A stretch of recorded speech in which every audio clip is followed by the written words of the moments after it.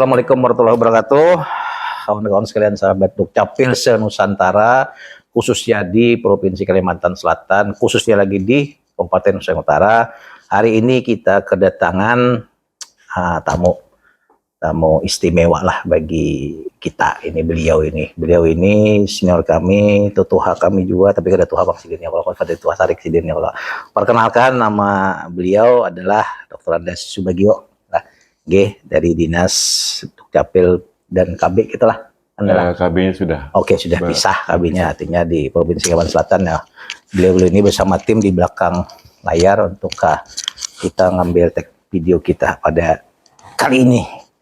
Salam kita dulu Kandela. Oke, siap. Dukcapil prima Indonesia maju maju maju. Sekali lagi, Dukcapil prima Indonesia maju maju maju. Baik, terima kasih Kanda sudah bisa berkunjung ke Kabupaten Nusa Utara kaitannya dengan kegiatan Kanda dari dinas provinsi. Nah, jadi kami sangat berbangga tentunya, dan ini momen yang luar biasa bagi kami setelah kami struggle beberapa waktu dengan segala kekurangan dan kelebihan. Tentunya kami tidak lepas dari dukungan kemudian bimbingan dari dinas provinsi kita dan stakeholder terkait juga itu untuk lebih mensinergiskan kita. Jadi kami mintalah Kanda kiawannya Kabagio lah, itulah Kanda Bagio lah, mintalah Kanda Bagio ini menjadi narasumber ataupun tamu kita lah kalau misteri guest, Kanda bukannya lah kalau misteri guest. Oke, baik.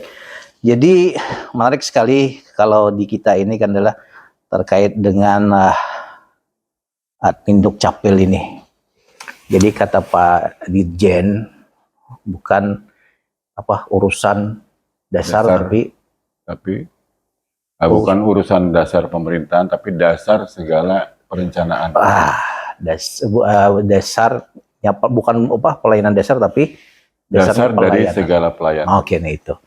Sebab itu, jadi kami bukannya sok absolut, kada. Artinya semua itu berbasis kepada data, dan tentunya ini hal-hal lainnya juga nanti kaitan khususnya di kabupaten kota kan adalah kita di kabupaten memberikan langsung layanan lah. Jadi di sini untuk kita di sini kan tentunya ada pembagian kewenangan kan adalah pembagian kewenangan antara pemerintah kabupaten dan kota maupun di provinsi.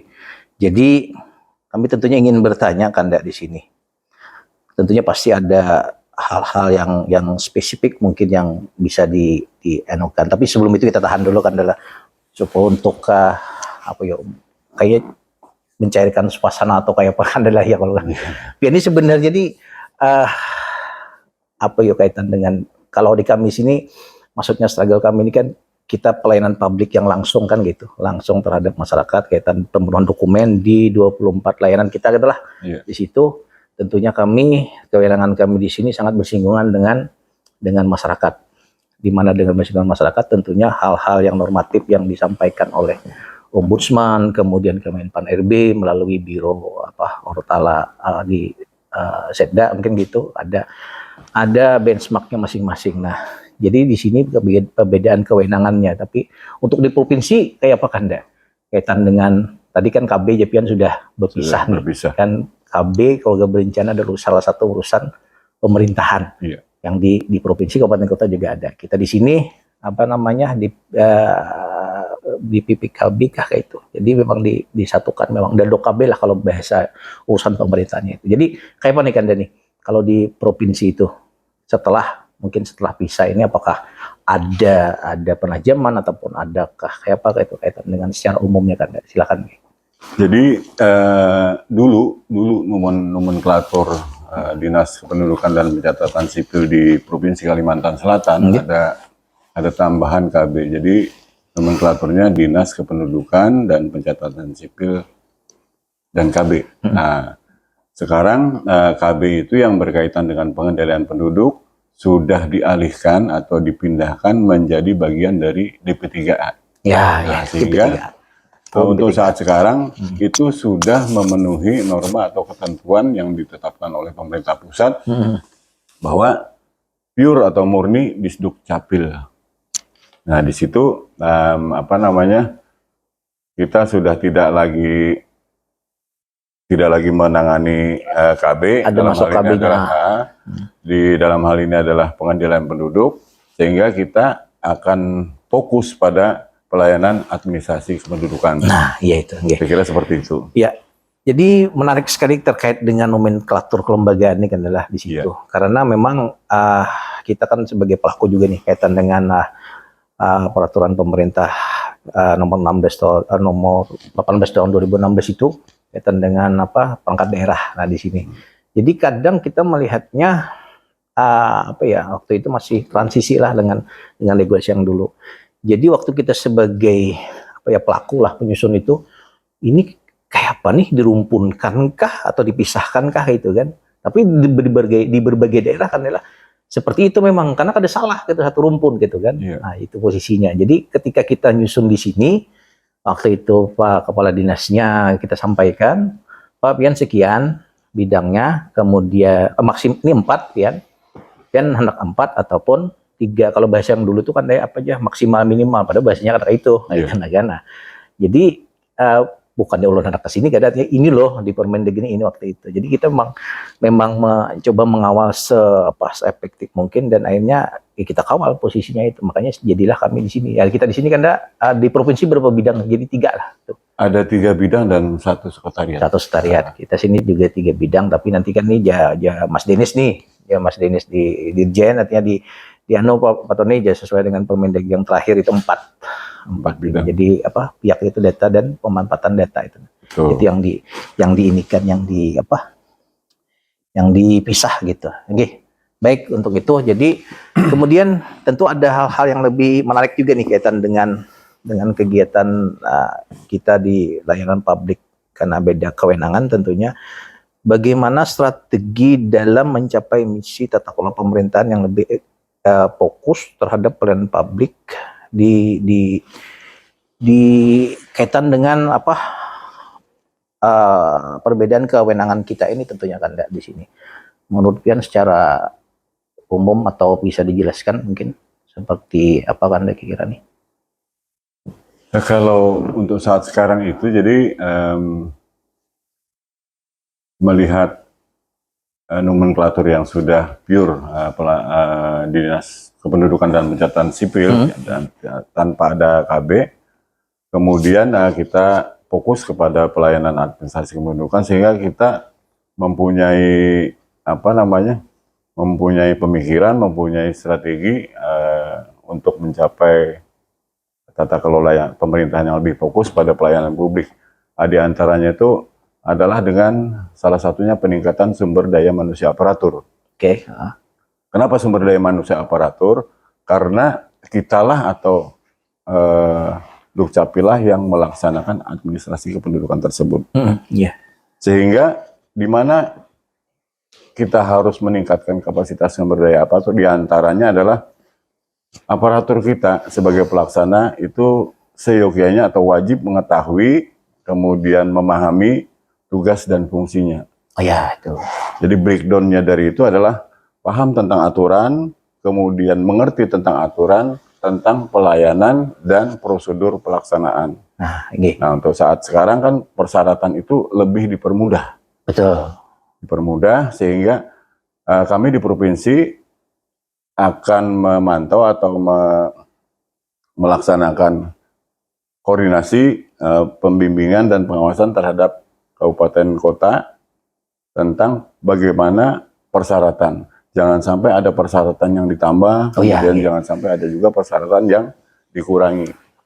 Seperti itu. Jadi menarik sekali seperti itu, karena kewenangan provinsi seperti itu. Dan dulu waktu kita nyusun juga, kadang mikir juga ini, di provinsi ini apakah nyetak KTP juga kan kayak itu dulu itu. Jadi dulu tuh memang seingat ulun lah, kayak apa ini di provinsi itu ada di Dukcapil juga kayak itu.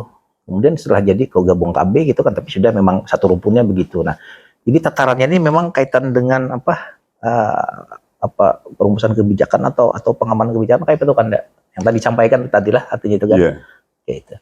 Nah, kemudian hal-hal yang lainnya tentunya juga sangat menarik. Jadi tadi kalau ada salah ulun kan menyampaikan Pian ini pagi ada tadi ya, kalau ini sebagai kepala bidang kepala bidang fasilitasi pencatatan sipil. Nah, ini sangat spesifik. Jadi kalau di Ulun ini pencatatan sipil ini unik, rumit, berkaitan kawin sarak, kalau kan kemudian kawin pulang, ini catatakan pulang, lalu betianan kan nah ini raminya di kita ini kan mulai orang berenak sampai anak mati ya kalau kita di situ.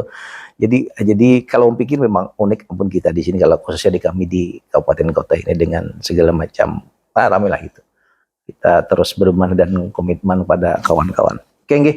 Kalau selanjutnya Bang Kanda, kalau misalnya kaitan dengan tadi kebijakan, kemudian untuk kabupaten kota, kemudian ada program dari bidang pencatatan sipil yang mungkin lebih spesifik mungkin untuk mendukung kami di kabupaten kota ini mungkin, atau hal-hal apa saja mungkin selama Anda menjabat yang bisa mungkin ataupun masih berproses mungkin atau kayak apa itu mungkin.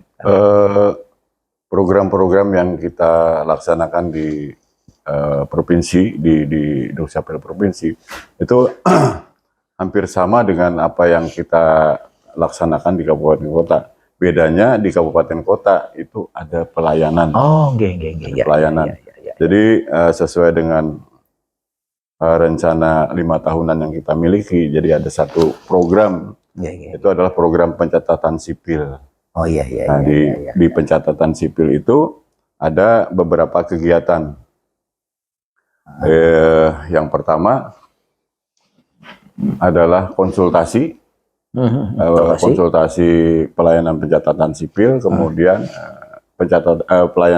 program pencatatan sipil itu sendiri. Jadi ada 2 itu, yang itu kemudian dijabarkan lagi ke dalam beberapa sub kegiatan. Di sub kegiatan kebetulan di bidang capil itu ada 6 atau 7 kegiatan, di antaranya ada perencanaan, kemudian sosialisasi, kemudian ada bimbingan teknis, kemudian ada koordinasi dan pengawasan ke tiap-tiap kabupaten kota. Tapi dengan semua itu biasalah ini kan kita anggaran mungkin atau personel dan segala macam mungkin itu dinamis saja dengan lain. Karena disiasati dengan di perubahan itu mungkin di kita. Kemudian untuk yang ke depan ini Bu Henpian ini di Dukcapil provinsi untuk mendukung kita ini kan idealnya bersinergis kan lah. Kan gitu. Jadi kalau kita sudah sepakat bahwa memang itu jadi di kabupaten kota tuh ada induknya lah kalau bahasanya kayak itu, sahabat Dukcapil sekalian. Jadi harus sinergis, harus berkomunikasi intens dan berkolaborasi kalau bisa lah posisinya gitu. Nah, kira-kira kan ini untuk dinas Dukcapil provinsi Kalimantan Selatan ini untuk kaitan peningkatan layanan publik khususnya yang mungkin ada apa ya? Spesifik atau yang khusus mungkin selain bidang kegiatan tadi itu, apa kira-kira tahun ini sudah terjadi atau direncanakan di tahun depan gitu kan? Ada lagi kira-kira itu selain yang apa misalnya ini kan kalau kami ini coba podcast ini misalnya gitu, podcast Bu Henpian mungkin kalau di Dapdok itu perekaman mungkin lah dibuat bola gitu, di Bu Henpian kira-kira apa kan ada lah kira-kira? Kalau di Dukcapil provinsi karena tidak langsung melakukan pelayanan kepada masyarakat, sehingga kami berusaha di dalam pelaksanaan tugas itu memfasilitasi. Namanya kan memfasilitasi. Fasilitasi ini bisa bermacam-macam. Jadi upaya-upaya yang pernah kami lakukan itu diantaranya adalah kami pernah berkoordinasi dengan Dinas Pendidikan Provinsi Kalimantan Selatan dengan mengirimkan surat bahwa ada siswa-siswa yang memang belum punya KTP atau ada siswa-siswa yang sudah harus punya KTP tapi belum melakukan perekaman. Nah itu kita bersurat kepada Dinas Pendidikan di provinsi, kemudian Dinas Pendidikan Provinsi menyurati lagi ke MKKS. MKKS ini adalah musyawarah kerja kepala sekolah di tiap-tiap kabupaten kota, sehingga data-data siswa di SMA yang mereka sudah harusnya direkam, harus mempunyai KTP itu bisa terkumpul.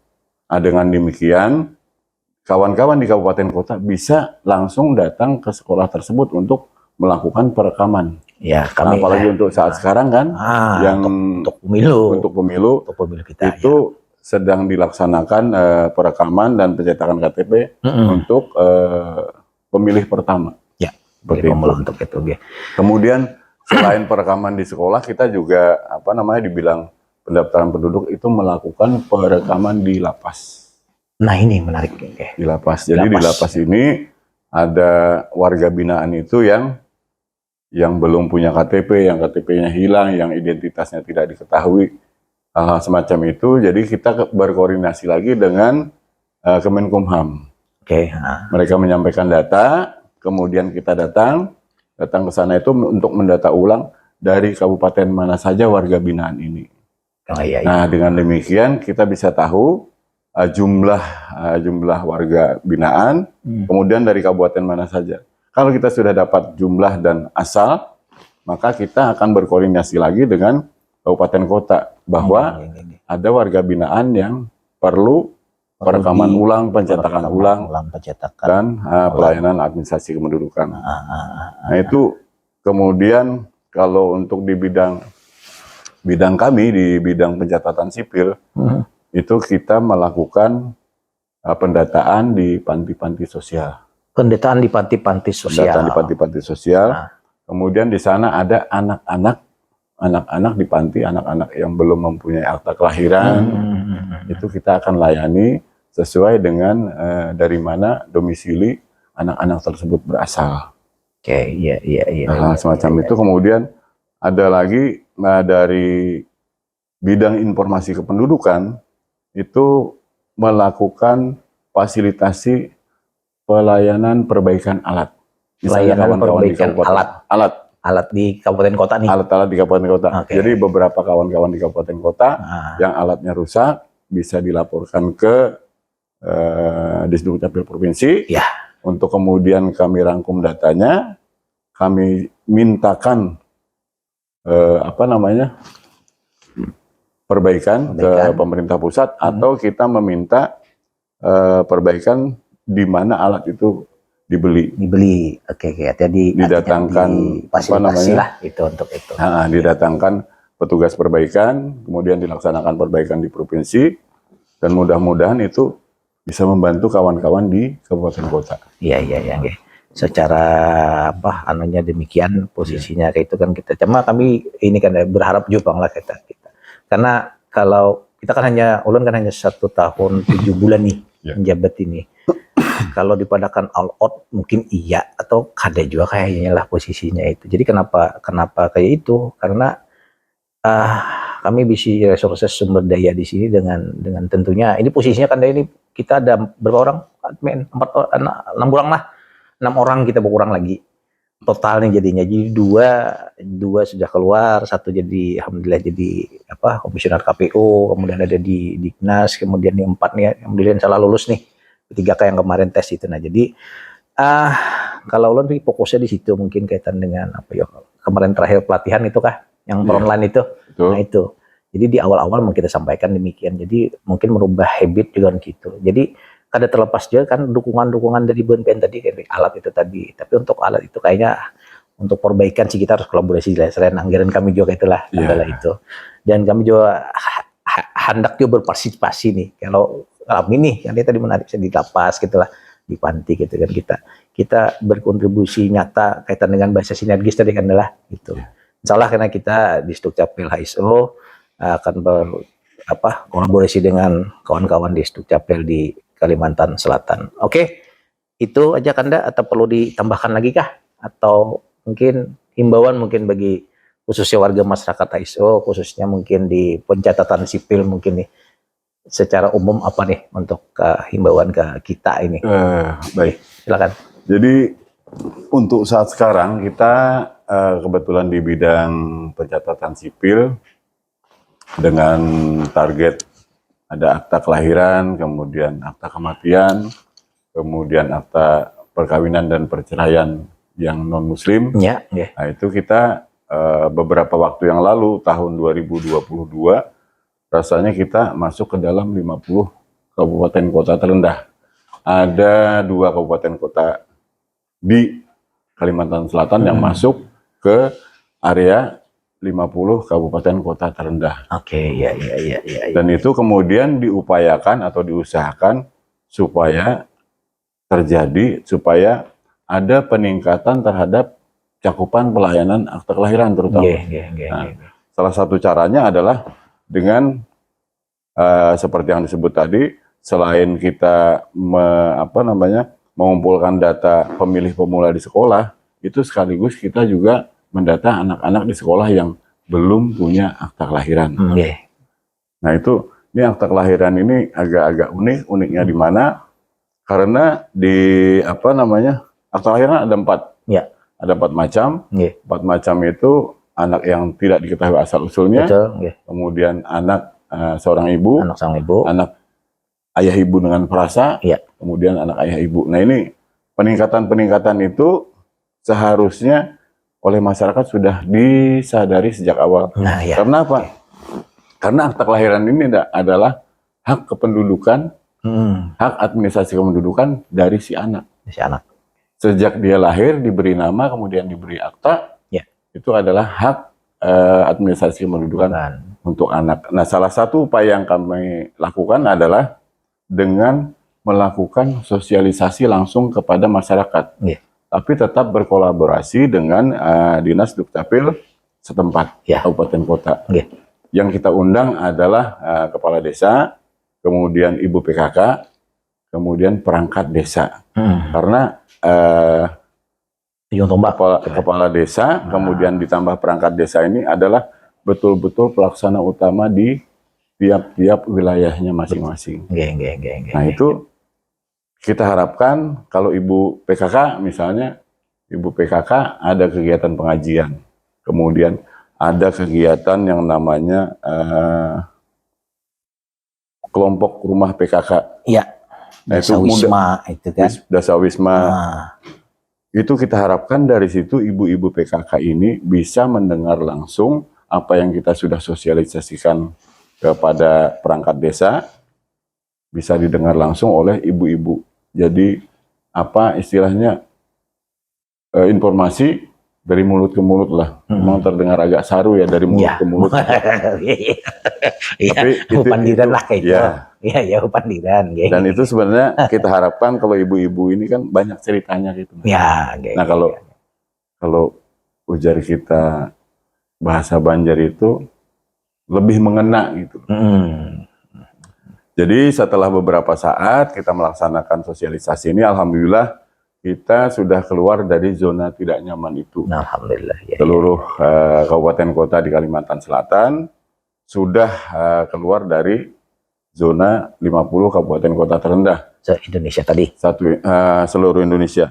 Tetapi kita tidak boleh terlena. Jelas. Kalau kita menaikkan grade atau menaikkan cakupan layanan, bukan tidak mungkin kabupaten kota lain di Indonesia juga berusaha meningkatkan layanan. Jadi apabila suatu ketika kabupaten kota lain di Indonesia pelayanan lebih bagus, bisa saja kita yang masuk lagi ke dalam kelompok 50 kabupaten kota terendah di Indonesia. Dan update-nya untuk saat sekarang bukan lagi 50 kabupaten kota terendah, tapi 35 kabupaten kota terendah. Wah, lebih lebih ngeri itu sih sebenarnya, mengerucut itu sebenarnya. Itu kan terakhir lagi sekali lagi kan ini kayak apa nih, Tuhan pian berkunjung kepada kami ini secara kesannya lah mungkin di kami ini, atau mungkin saran-saran yang pasti itu untuk pembenahan ataupun penguatan dinas kita di HSU ini kan. Oke, secara umum kita disambut baik ya, datang terima kasih. Alhamdulillah. Disambut baik di jangan jarak lah, itu jangan jarak. Di Kabupaten Luseng Utara, kemudian melihat dari segala upaya yang sudah dilakukan, baik itu langsung ke masyarakatan, pelayanan malam hari, kemudian sosialisasi lewat media sosial, itu salah satu bentuk upaya yang luar biasa kalau kami menilainya. Pelayanan langsung malam minggu padahal coba. Malam minggu lah alhamdulillah. Kalau dilihat secara formasi, kabupaten kota di Kalimantan Selatan itu pegawainya sedikit. Karena pegawainya sedikit, otomatis pekerjaannya juga banyak. Karena ada pekerjaan-pekerjaan yang tidak dikerjakan oleh formasi lain, tapi tetap harus dikerjakan oleh pegawai yang bersangkutan. Betul. Karena itu Ya. sedikit. Nah, pengorbanannya saya lihat kalau sudah melaksanakan kegiatan di siang hari kan luar biasa itu. Jelas. Dari jam 8 sampai jam setengah 5 kita. setengah 5. Nggih. Kemudian ditambah lagi layanan malam hari. Nggih. Nah, itu kan kita patut apresiasi usahanya. Walaupun anggarannya di Capil kita tahu seluruh Indonesia Capil anggarannya sedikit. Iya. Tetapi niat bekerjanya itu yang luar biasa. Iya. Nah, ini kami terima kasih kepada kawan-kawan di kabupaten kota, Nggih.